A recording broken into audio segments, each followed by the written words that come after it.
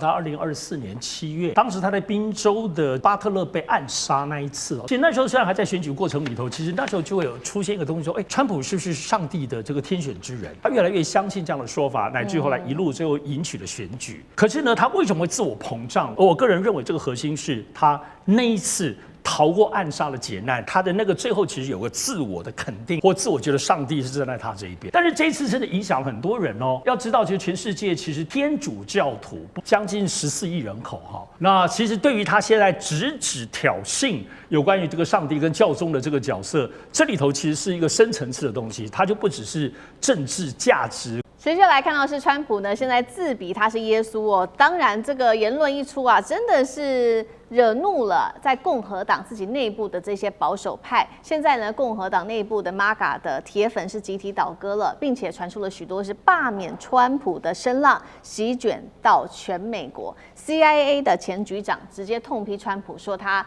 精神不正常。好，今天就这些议题，我们会一起来做关心。好，这一次呢，川普不仅呢再度的他口转向了，我们来看到呢，这一次引爆争议的不只是他的政策而已，是这一张 AI 的图，而且这张图竟然是川普自己放的耶，他把自己呢比拟为耶稣哦，然后呢，你可以看到他的这个手边金光闪闪的，旁边的这些人就这样仰望着他，把他当作是一个救世主哦。当然，这个照片一出来，共和党内部的保守派气炸了，尤其是这一位呢，本来是跟这个川普关系很好的，那么也是支持川普的保守派政治家，他叫做盖恩斯，他也说无法理解你川普 PO 这张图的用意到底是为什么？应该要谦虚一点，甚至呢，上帝是不可以拿来给你亵渎的。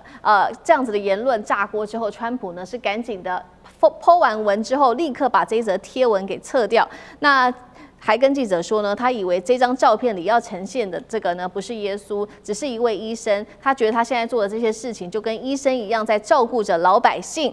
那大家会把他比拟做耶稣，是因为呢记者们都在写乱做这张图的梗，把他塑造为耶稣。那他认为呢，这根本就假新闻，都是记者自己制造的问题。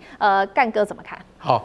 这张图真的引起轩然大波。我现在可以告诉各位，你知道这张图是谁 po 的吗？是李威特 po 的吗？是白宫的新闻秘书吗？还是他的真实社群的网页的小编 po 的？不是，川普承认了，我自己 po 的。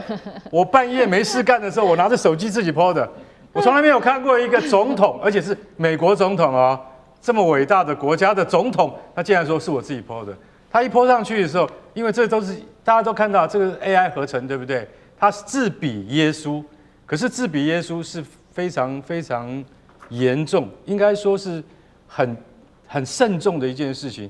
你不能把自己比作耶稣，结果他放在人家的头上，好像他有治愈的功能，所以他开玩笑说他是医生。这个引起的反弹不是来自共和党对手，不是民主党对手，连共和党自家人他们都觉得说，你可以这样子做吗？盖恩斯是谁？盖恩斯是川普的铁粉，他都说。这个实在是太扯了，太离谱了，所以后来他自己就想说，好吧，就主动自己就把他下架了。可是他对梁14世，也就是教宗啊，的态度还是一样。他讲一句话，他说：“我不喜欢梁14世，你要搞清楚，你会当上教宗，唯一的优点是因为你是美国人，那是因为是由我川普你才当上去的。如果没有我的话，你根本当不了教宗。我比较喜欢你弟弟，他的弟弟一样也是那个教会的人士，在梵蒂冈，然后所以他弟弟叫路易斯，他说应该叫路易斯来当啊。身为美国总统，你把教宗在很多这个就是说虔诚的这些信徒的眼中，他是多么神圣，他是经过多么繁复的程序之后选出来的，他是宗教领袖。结果川普还说，我喜欢他弟弟，我不喜欢他哥哥，因为他哥哥对于我处罚伊朗的方式那么多意见，那其实老实讲一句，我也不是梁14世的粉丝啊，川普自己讲，所以说我不用看他的脸色。他又再次重申说，因为有我川普，所以你才能够当教宗。我觉得川普已经进入一个阶段了，他的精神跟他的逻辑判断恐怕出了问题。他会 po 这样子自恋的照片，你就会晓得说。他其实不是在一个正常的状态之中。我可以告诉各位，接下来他还会做出更多逾矩越轨的事情。但是不要拜托发生了真正的这个美伊战争升高的话，那倒霉的是我们全球的百姓，还有包括所有千千万万希望世界和平。梁14世他有讲，他说我是站在散播福音者的立场去看整件事情，去看整个世界。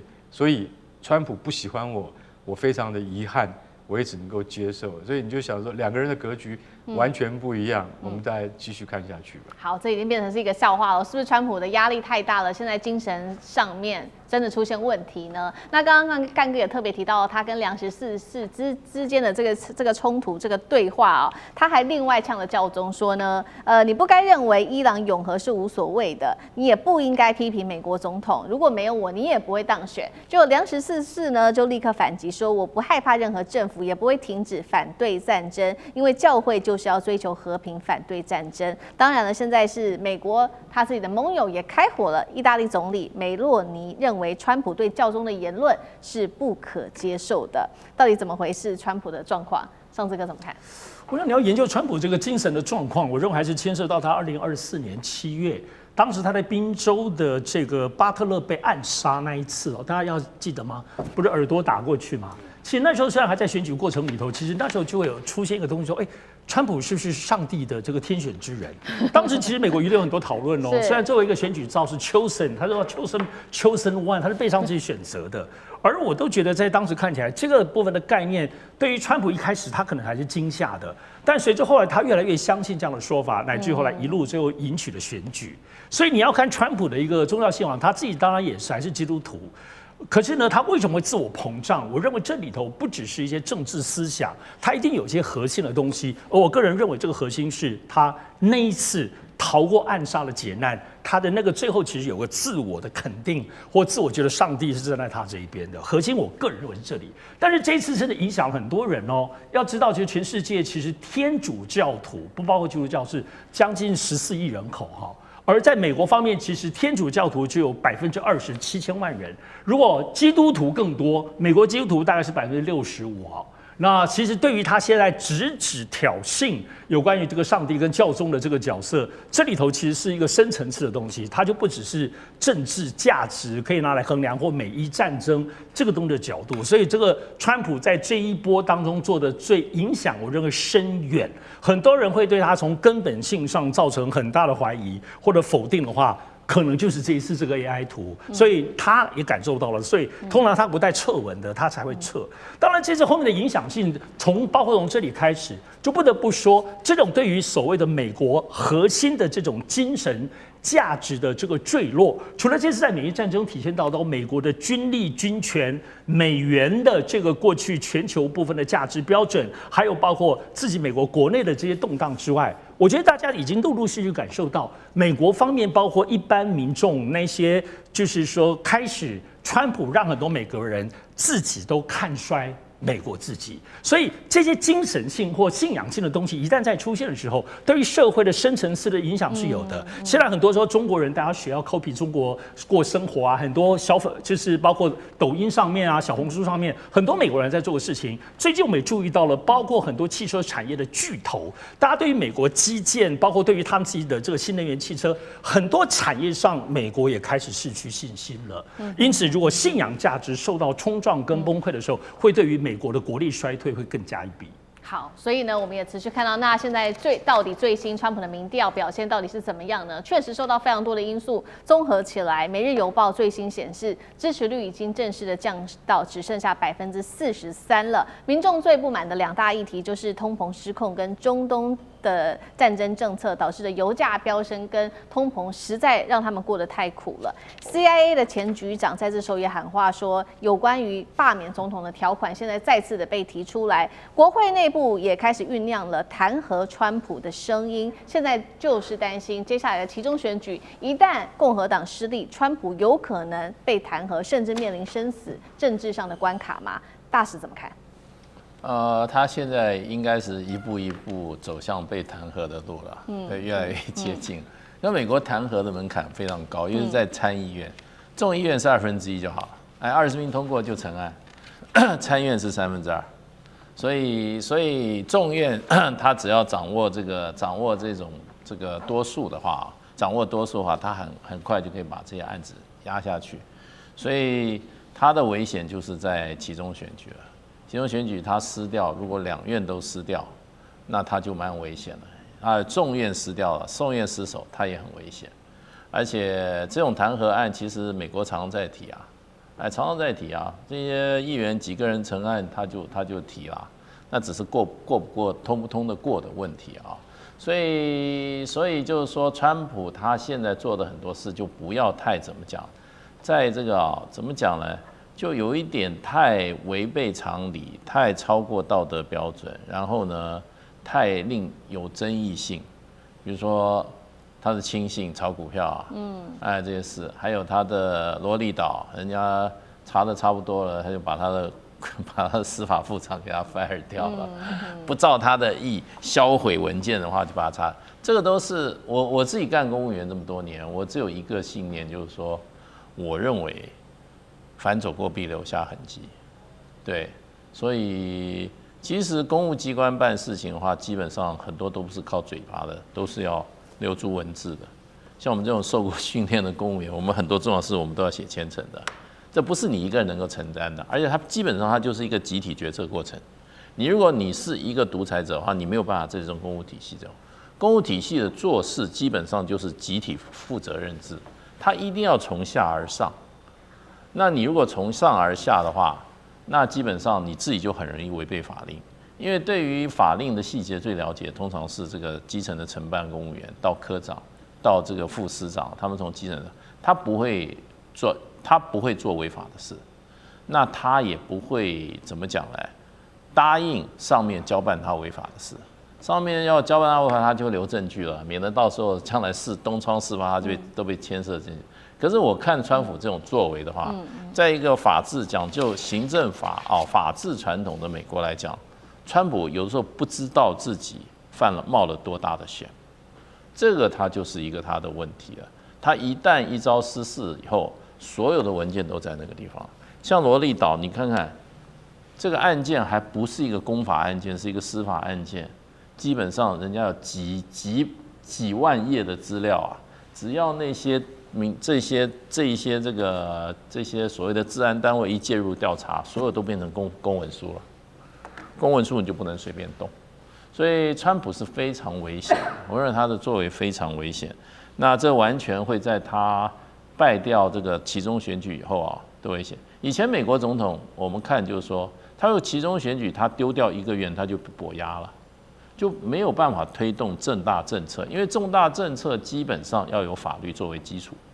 你比如说你的税收制度，这通常美国的重大制度，还有你这种相关的，你比如说医保制度，这都要法律做基础，你才能够去国库里面拿钱呐，要不然你动不了这个钱。对，所以就变成就重大政策你就不要，你就萧规曹随吧。所以其实成为跛押的美国总统，在他的譬如说啦。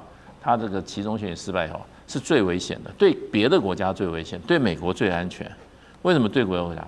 因为他没舞台以后，他就搞外交，搞外交不是修理别人就是打别人。这是美国历史就走这种循环。那不过川普这次打别人修理别人，美国没得到好处，不像日本以前侵略中国，日本赚得盆满钵满。那这次是把美国的国库都越搞越空了。所以川普现在掉到43，你想想看，再继续这场战再打下去，油价涨到再继续要涨，他这个绝对这个期中选举必败啊。好，我们来继续关心川普说的这个史诗级的狂怒，这个是虚张声势吗？我们也要来看到的是美伊的战火在升级之下，现在呢，海湾国家首个国家他宣布他也要参战了，可能会来参战的就是阿联酋。那阿联酋他一旦参战了，其他的海湾国家会不会也看到他们觉得这个美国已经不可靠了，决定一起跟着阿联酋来参战呢？今天我们就这些议题会一起来做关心。好，赶快来看到的是今天最新的消息，就在美东时间4月1号，台湾时间的早上9点整，川普发表了这一场长达19分钟的全国演说。好，当然了，大家可以想象到的是，他一定又在这个演说上面不断的吹说自己做了多少事情，那有多大的一个胜利等等。他把这个他所做的这个攻击包装成一场干干净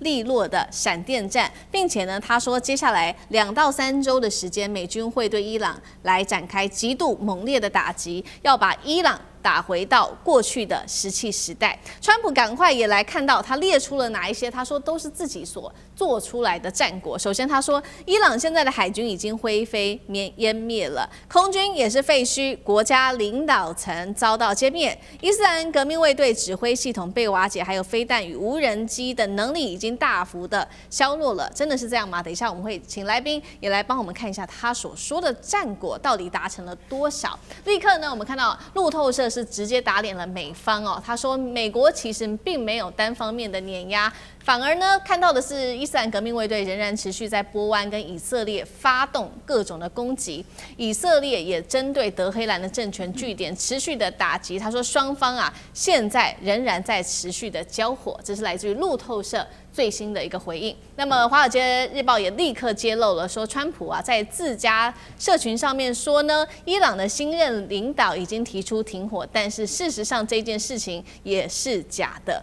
再来针对美国总统川普最在意的石油问题，他这一场演说上也有做了一些回应。我们来看到他怎么说。他说，美国未来不会再从荷姆兹海峡进口1滴的油了，还呛他的盟友们说，好，你们要油可以啊，但是你们自己去夺，自己去抢，自己去保护你们的油，不然呢，你就是跟美国来买油。然后呢，再来就是看到了，其实现在这个媒体也特别点出了美国现在最大的问题，但是川普他根本就没有要解决，就是荷姆兹海峡被封锁，油价狂飙，民众苦不堪言，川普都没有解决，还有包括了这个经济上面，在战后的一个经济的后果，通通都避而不谈。好，更严重的问题我们要来看到了，现在呢，这一些传统的共和党的人对于川普开战，最新民调支持率暴跌了48%，这么严重的一个后果。那所以我们特别来看到说这一场演讲，赖老师怎么看？那对于传统的共和党人，对于川普的支持度暴跌48%，对于接下来的选情，赖老师又怎么看？哦，这影响很大，对于川普的选情，还有最主要是共和党的选情的期中选举嘛，11月份马上要开始了。他本来就没有民主党的票，独立选民啊也很明显的不再支持他了啊。所以在这一次我们看到No King 的活动里面有3200场，超过900万人。第一次的活动在去年6月发生，500万人参加而已。第二次的活动在10月发生，700万人。这一次就已经超过900万人了。然后第一次的活动就在大城市，这一次的活动是已经到社区了啊。第一次的活动大部分都在兰州，这次的活动不但到红州，而且到摇摆州，像宾夕法尼亚这个地方都已经动了啊。过去川普在宾州里面拿到的一个小社区，他的这个选票是拿到6%，可是这次走上街头的人数不在少，这都反映出一个什么样的讯号？就是说，民主党的、独立选民的，甚至连很多的共和党人都跳起来反对。所以共和党的大咖他们自己都跳出来说，情况危险了，因为如果按照这个情况再走下去的话，他们在这一次的期中选举稳输无疑，稳败，不但是参议员败、众议员败，甚至连州长有些部分的州要改选，都可能会败。那如果国会里面参众两院都败的话，这个对于川普来说是绝对不但跛压，而且还会面临被弹劾的问题。那你想对川普来讲怎么办？川普就必须要给自己找一个下台阶，赶快下车了。可问题是他现在下不了车啊。那下不了车，因为最早他的任务，他认为伊朗很容易屈服，所以我只要让你屈服，你就愿意跟我谈和。那怎么样让你屈服？最好的方法就是斩首行动。那斩首行动成功了，可是伊朗没有被屈服啊，因为他们的接班人马上就上去了。那杀了那么多人，接班人上去，斩首行动没，那现在他该怎么办？给自己找一个下台阶，因为伊朗已经很明显的，我不给你下台阶，我就是不给你下台阶。第二个，他回过头来找盟友，可不可以给我下台阶？例如说，盟友都涌在他旁边，那就代表他战争很有正义性嘛。结果他的盟友都跟他保持一个距离。是这个整个欧洲、北约都说这不是属于我们的战争，我们不愿意介入。那在这样的情形下，他显得越来越孤单了。所以他在国际间被孤立，他在盟友间被孤立，他在国际法上站不住脚，他在联合国没有得到授权，所以他是一场不义之战。这么多的负面的新闻全部都出来的时候，然后伊朗还是坚持不给他下台阶，他到底该怎么办？他给自己下台阶嘛？我赢了，我赢麻了。我就是胜利，你怎么说？政权更迭的，你政治学家再怎么出来说，这不叫政治更迭，那是你家的事，我说了算。对，我说政治更迭的政治更迭，好。我说海空军被摧毁了，你要说海军还在呀？不，我说了算，海空军被摧毁了，无人机已经没有了，还在飞啊？没有，我说了算，没有就是没有。导弹还在打啊？没有，它被我削弱了。那核武呢？没有了，他现在短时间做不出来，不然你叫他打一枚看看，他就是做不出来嘛。所以他现在是绝对没有，将来也不见得会有。好，所以我全部都胜利了。那你说，可是你讲都不是事实啊，没有关系，我胜利了。所以他给自己准备好下台阶。那目前来讲，就是怎么样拍一场大戏而已。所以我相信他的好莱坞的导演跟摄影师都拍过去了。到时候登陆的时候就拍一场大戏，轰炸的大戏，登陆的大戏，南岸登，北岸下，刚刚好结束，是开心的不得了。拍大戏，拍完了以后在影片上放，川普第1名，胜利了。胜利。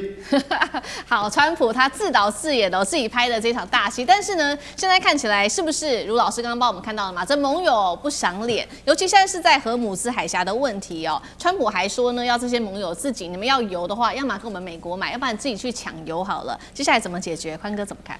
川普是呛英国啦，就说你们缺油哦，你们就自己去荷姆斯海峡自己去护油哦，自己去抢哦。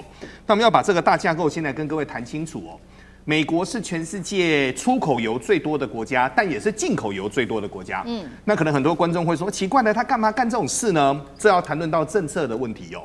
在科技还没有那么发展的一个时代，1950年代的时候呢，那时候的想法是油有一天会用完，所以美国我们就不凯自己的油，我们有钱嘛，我们就跟全世界买。那时候跟谁买最多呢？跟委内瑞拉买最多，所以美国他们在波斯湾所有的炼油厂，那个都是重流质的炼油厂。简单的说，那个油厂没有办法炼中东的油，所以他说他不买中东油，是因为油不一样，油有分为轻质油跟重流质油，这个是完全不同的。那我们因为那时候对伊朗经济制裁的时候，有4个国家是划外的，就是说你不能够把它完全打死，所以中国、台湾、韩国、日本是可以跟伊朗买油的，伊朗的油很棒，是轻质油，所以我们台湾的中油，我们台湾的那个台塑的油是很好的油。那为什么呢？很好炼。那为什么要讲这个呢？因为讲到这个之后，就要谈论到全世界的一个局势了。没有想到有一天美国它出现了页岩油，它又发现了很多的一个油井，结果连以色列都发现油井。以色列目前外海发现的那些油井，据说目前已经开了3座，未来还会开5座到7座，所以以色列未来130年的油，各位。自给自足绝对够，加上他们有很强大的一个能源系统。那谈论到这个，很多人就会说，那为什么要谈这个呢？因为油很重要。各位还记得吗？1月份的时候去委内瑞拉，为什么抓马杜洛呢？川普他也不遮，他就2只手一伸all the gasoline 啊，全部都是为了石油。那今天他也没遮哦，他今天那个19分钟的演讲当中，他还是谈石油哦。但现在油就麻烦了，为什么油是麻烦的呢？例如说我们在亚洲的话，因为我们距离中东近，而且长期我们的油都是用中东的油，用习惯用好的油，所以我们拿到困难的油，我们没办法炼啊。各位，我们没办法炼，韩国也是，日本也是。那过去日本他们用萨克林线还从俄罗斯可以来，可是后来俄乌大战也被砍掉了，所以未来怎么办呢？简单的说这是一场大棋。什么叫这是一场大棋呢？未来的买法全部都要改变。未来的买法就是不能再从中东进包括6成到7成的油了。未来要各地同时来买，可能要排说跟那个足球赛有点像啊，就排3331，或者是432，或者是反正就要有不同的替代法则。那我们来谈谈目前台湾的策略哈。台湾的策略，卓荣泰院长已经说了哈，我们目前5月底前我们不缺油，我们也不缺天然气，但目前缺的是塑胶袋。那为什么呢？因为我们是溢价。我们就溢价去买，那当然溢价去买，中油承担，后来还是要全民来补贴。我觉得这个倒是小事，但有一件事要来跟各位做提醒哦，分批购买真的很重要。为什么呢？日本跟韩国的半导体厂现在是哀哀叫啊，他们不知道怎么办，因为特殊气体拿不到。那很多人就说，那为什么台湾的台积电没这问题呢？各位，原来这个问题在2022年就发生了。2022年那时候，因为俄乌大战的过程当中，很多半导体需要的特殊气体。从哪里来？天然气提取的过程当中，分离油气，冻到零下270度，把很多不同的气体炼出来的时候，那时候有所谓的氦气。然后呢，很多的钢铁厂他们在炼钢的过程当中，会分离出很多特殊的气体来，这些气体一一的慢慢收集完之后，就可以给半导体厂用。但俄乌大战那时候出现一件事情，有钱你都买不到。所以我们台积电那时候就想说，不行了，该贵要给人家贵，所以台积电就分开购买。所以这次台积电说得很清楚了，台积电说我们目前的气6个月通通都够。结果韩国说，哎呀，可不可以一点点分我们？可不可以再暂时啊，还分你们啦？韩国说他们的气目前只能够撑2个月，原因就在这边哦。但就未来来说的话，如果美国他们是出口油最多的地方的话，这次在战争当中，当然它战争也花了很多钱，但这是有很多国家是紧急去跟加拿大、美国、墨西哥跟澳洲买油跟买天然气，这个也是另外一个故事。但这个故事水很深。未来的国际局势会怎么变，都看战事未来会怎么变化。能够停战最好，如果不能够停战的话，油一直上去，全世界的景气受损，股市会跌。那各位，你的口袋都变少了，你会支持这场战争吗？好，我们现在看起来，川普就是打到现在，其实也已经不管了，就撒手，然后让这个荷姆兹海峡的问题自己去给盟友们自己去解决，自己去想办法去承担后续的风险等等。另外一方面，我们也看到的是说，这一些波湾国家一定是在这场战争里面看在眼里，他们认为说美国已经不可靠了吗？所以我们现在看到台湾的首个国家现在准备参战了。刚刚特别提到的这个国家是来自于《华尔街日报》的披露，说是阿联酋啊，接下来要协助美国了。阿联酋呢会成为第一个在遭到伊朗攻击之后正式加入参战的波湾国家。等一下请将军来帮我们盘点一下他的军力到底如何？现在根据最初步的了解，中东它这边算是最精锐的高科技军力，主打防空跟这个空军。然后呢，它有配备 F-16跟萨德系统等等，也有实战经验。重点是它的整体兵力大约是58000多人，其中陆军是最多的，等于是一个有钱又能够打的海湾国家。那其实，在它这样的消息一传出来之后，伊朗它是立刻就攻击了阿联酋，当天遭到伊朗无人机攻击，共造成11人死亡。将军怎么看？其实阿联酋这个国家哈，它土地面积大概有83000多平方公里。人口有1017万哦，可是它人口88%是外来的人哦，不是都是他们阿拉伯人哦，所以你认为这个国家它会团结吗？你再看这个名称哈，阿联酋为什么叫阿联酋？阿拉伯联合酋长共和国哈，就是很多个部落聚集在一起，我们组织一个国家，所以各部落有各部落的想法。当然，这个中东地区不只是阿联酋了，包括到科威特哈，包括到卡达这些，包括甚至于沙特，这些都是王公大爷的国家。我跟各位报告好，只要有钱就不会想打仗哈。这个阿联酋哈，它的武器装备我大概跟各位介绍一下，非常的豪华哦，它那个阵容非常好。它除了空军来讲，它除了有 F-16的战机有77架之外哈，它还有幻象战机哈，有57架。除此之外，大家很讶异，它还有 F-35战机，还有50架，你说豪不豪华？那地面部队来讲，它的战车哦是法国这个第一线的战车哦，叫做勒克莱尔战车。除了这种战车是主力战车有390辆之外，它还有 M1 战车，也是美军都是第一线级的战车。那当然，它在这个地方海军其实海军实力也不弱了哈，所以说它的装备确实是非常的豪华。可是你要知道哈，这个你说如果说是要打仗的话，他是完全没有作战经验。但你反观哈，这个伊朗这个国家，它从不要说以前它是波斯帝国时代，就说近代来讲的话，它刚打完这个2伊战争，它2伊战争打得非常的激烈，那到最后人海战术都打出来了哈。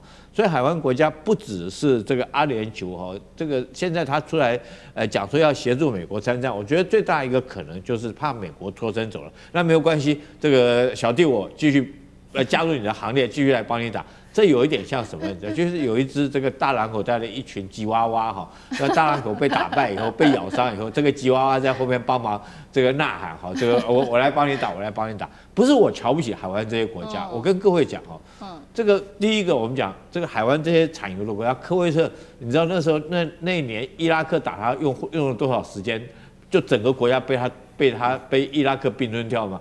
大概6个小时啊，从早上出发到中午，连走路都比走路都还快。中午12点他就彻底投降了。我们讲沙烏地阿拉伯好了，沙烏地阿拉伯它的装备也非常的精良，但是它的油田经常被这个胡塞无人机攻击，最后靠谁来保护？它也是靠甚至包括我们台湾那时候都组织大幕远征队去帮他保护他的油田，他还跟中国买他的这种无人机打无人机的装备叫激进狩猎者来保护他油田。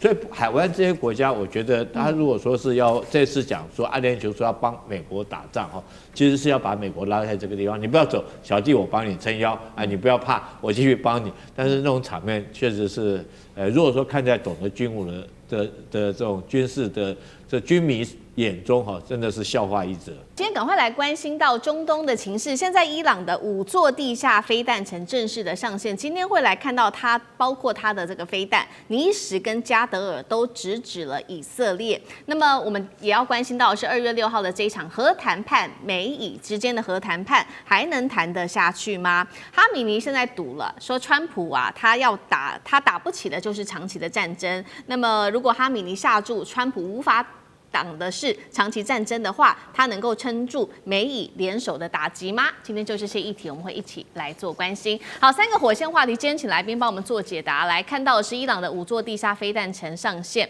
刚刚讲的这2款长程的飞弹射程直指以色列，美军即使他祭出他的空袭、他的特战，能否彻底摧毁掉伊朗的这个弹道飞弹库存呢？它的反击能力跟生存率到底有多高？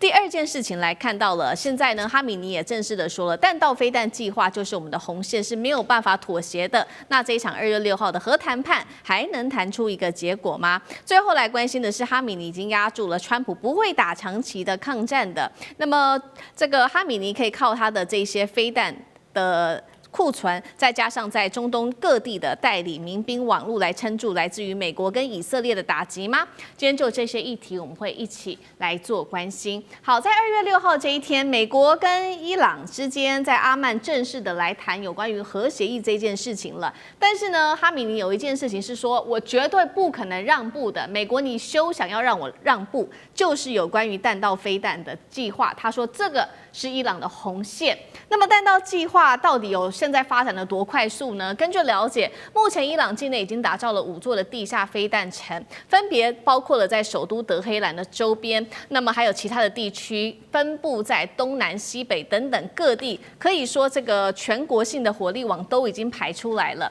美国的情报机构是这样分析的，他认为现在伊朗拥有的是中东地区最庞大的弹道飞弹的库存，是特别要注意的，并且也指出了它的军火库啊，包含了射程可以达到2000公里的尼什跟加德尔等等的长程飞弹，是足以覆盖掉全以色列全境的，是要非常紧张的。那么伊朗现在打造的5座地下飞弹城，它的飞弹的打击力，再加上它的生存率跟它的反击力，能够对美军造成多大的打击？张将军怎么看？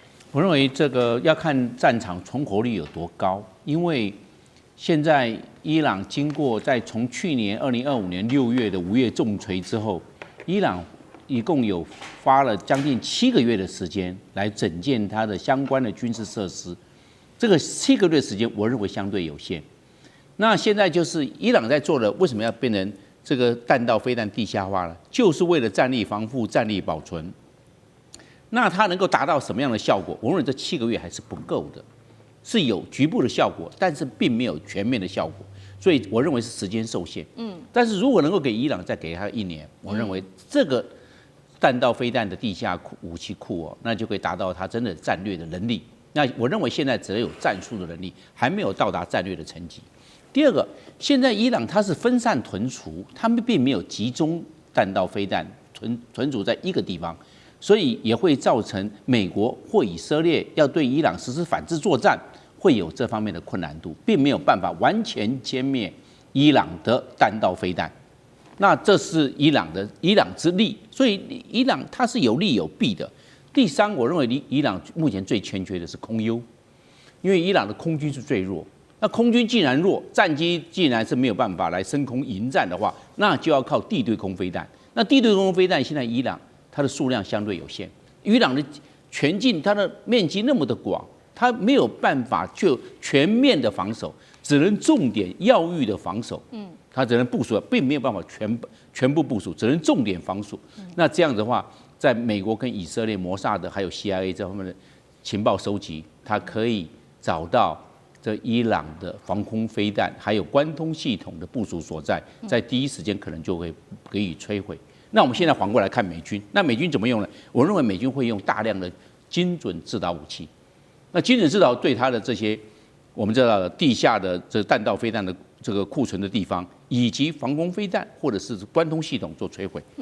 就跟类似2025年以色列对伊朗的这方面的攻击，它的重点我认为是一样的。毕竟争取空优也是美国跟以色列这方面的首要之选。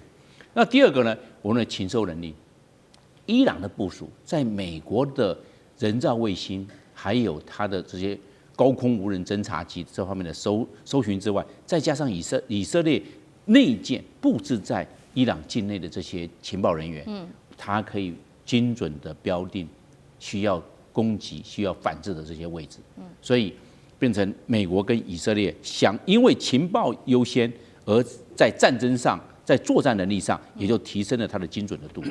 另外一个，我认为打完之后不是就打完了，那就要经过战果鉴定。那战果鉴定，人造卫星跟以色列的人造卫星跟美国人造卫星也可以掌握战果鉴定，要不要再攻第二波次？攻这个作战的摧毁的程度到什么样的程度？是不是要再派第二波的兵力对伊朗的这些长程飞弹、弹道飞弹这设施，不管是尼什的或者是加尔德的长程飞弹来做第二波的破坏？那他们会做一个精准的评估。所以在这一方面，情报的优势跟空优的优势加起来，会对伊朗产生最大的压力。那我们来看，那我们总体来做评估，我认为是防空能力、空优来决胜，决胜。我认为如果谈判没有到达一定的妥协的程度，来获得了双方美国跟伊朗最大的公约数，那我认为美国动武的可能性非常之高。不然美国劳师动众，不管航空母舰或者是 F-15，还有C5A的银河式的运输机、西妖拐的空中霸王运输机，也包括美国的 F-15跟美国的 F-35逆中战机都到了。还有包括 WC-135的侦测辐射层的，它都已经派到中东去了。那我认为美国动手的可能性，只要谈判破裂并没有达成共识，美国动手的可能性非常之高。从整个目前态势来看，所以我认为双方都有压力。伊朗有面对美国这个精准制导的压力，那美国也有要想一想伊朗的报复能力。它虽然没有空军去轰炸，但是它有弹道飞弹跟无人机。那这无人机对以色列的机场，甚至对以色列的政治跟经济的设施，都会到达某种程度的威胁。我认为双方都有它考量的强点跟弱点。好，针对于伊朗的这个飞弹库，它有它的优势，就是它是分散的，但是它的缺点就是美国它掌握了情报跟整体的空优。那这样子同样的问题也请教永明老师怎么看？那2月6号的这一场，也就是今天的这一场核谈判，伊朗在这方面有多大的底气？老师怎么看？我们还是专注在这个弹道飞弹。以色列其实是在第3次中东战争，也就是在1967年，我们叫6日战争。阿拉伯国家把它叫6月战争，以色列叫6日，因为6个工作天打完了。那阿拉伯这边不是6个月，他是说那一年的6月。之后他大概就被认为开始拥有核子弹头，可是他没有试爆过。我们现在把世界上的核武国家，事实核武国都会把以色列算进去，9个国家，大概估计它有80到200枚。2006年，以色列的总理在欧洲自己承认，他说伊朗很快跟我们一样会成为核武国，大家也没什么反应。可是面对以色列拥有核武，其他阿拉伯国家怎么办？弹道飞弹，尤其是中程弹道飞弹，所以伊朗是如此，沙特阿拉伯、沙特也是如此。那伊朗就看到他空军很弱，他没有强空军，但是他有强的弹道飞弹。他从大概60年代、70年代就从苏联那边取得飞毛腿飞弹，自己发展流星1号等等之类的。那然后呢，到了2000年之后呢，他就开始在做往中程，那个时候已经有来到500公里。我们讲1000公里范围之内就叫短程，1000到3000这叫中程。然后大概到了差不多流星3号的时候呢，这个大概就2010年到近期，他已经自己宣称是来到2000公里的射程，然后呢，大概是1500公斤，然后进入到大气层，因为弹道飞弹是要进入到大气层外，然后进入大气层的时候，大概已经是8马赫，精准度大概在30公尺范围之内。可是我们上一次看以色列跟伊朗之间相互交换弹道飞弹跟无人机的时候呢，还没有看到这个2000公里射程的中程弹道飞弹。可是呢，伊朗是有多数，大概统计起来至少14种不同的弹道飞弹，所以短程的都已经打到特拉维夫这边来了。哦，因此它的弹道飞弹就是一种吓阻，就是一种反制以色列。因为它没有核子武器，那当然也是反制美军的基地。所以我们现在看到，就是当美国现在要跟伊朗谈核武的时候呢，伊朗就说绝对不可以把这个弹道飞弹放进来，而且他还展示他这个弹道飞弹地下层，就是说你打你也把我打不光，你就算打了核子武器，通常发展核子武器一定要中程或者是长程，最好是长程洲际弹道飞弹作为载具，你才具有核吓阻的能力。可是呢，现在他没有我不知道他有核武器，但是他目前中程以上长程目前当然还没有出来。可是这个2000公里如果确实为真的话，那它将来就可能作为核武器的这个载具，那不只是弹道飞弹的吓阻，而可能真的就成为核武器的载具。所以美国这边也当然希望他把它放进来，但是伊朗这边说我放进去，那我既没空军，我也没足够的数量去反制你。我除了地下化，我当然要发展比较中程，因此他就不愿意把这个放进去。所以现在就看这个双方美伊双方是不是针对这个中程弹道飞弹是要把它放进来？对。但我觉得伊朗方面为了自保，他是不会同意的。好，除了中程弹道飞弹是这个美伊之间接下来要持续沟通的部分，那有关于核武，现在也有一个说法说，看起来表面好像伊朗已经让步了，因为他说呢，这个他要放弃这种高纯度的核原料，甚至说要放到俄罗斯那边去。但是有一个说法，认为说哈米尼根本就是知道说这个主要是在争取时间，只要撑过川普的任期的话，那他之后还是可以恢复这个浓缩铀的活动，再继续造核武的，并且呢，哈米尼也在赌一件事情，说川普不会为了伊朗让美国再陷入一个无止境的中东战争。厉将军又怎么看？其实我倒是觉得说这一次这个美国跟伊朗的谈判，目前看起来是伊朗先占了上风为什么我这样讲？因为原来说两个国家原来说好在土耳其来举办这个会谈的后来伊朗说不行，我们要改在阿曼，而且只有我们美国跟以色列，我们两个国家来谈就好了，周边国家都不要来参加。刚开始美国不答应他说要周边国家都一起来，包括到海湾地区的这种沙烏地阿拉伯等这些国家要一起再以观察员的身份，但最后美国屈服了所以第一招我认为是在这方面来讲谈判还没开始。我认为是伊朗先赢了第一招那为什么伊朗会赢第一招呢？我们知道谈判这个战争之间的谈判一定是在战场上面，你取得某些成果之后，然后你才有可能在谈判桌上面取得有利的价值嘛。我认为伊朗为什么可以在这个谈判桌上面第一招先赢了呢？就是因为它有这些的所谓这个战略的弹道导弹可以威胁到以色列，这是它最重要的一个目的。而且它这些弹道导弹分存在所谓地下库。孙子兵法讲了一句话：善攻者动于9天之下，善守者藏于9地之下。他现在就将这些导弹藏于这个地下库里面。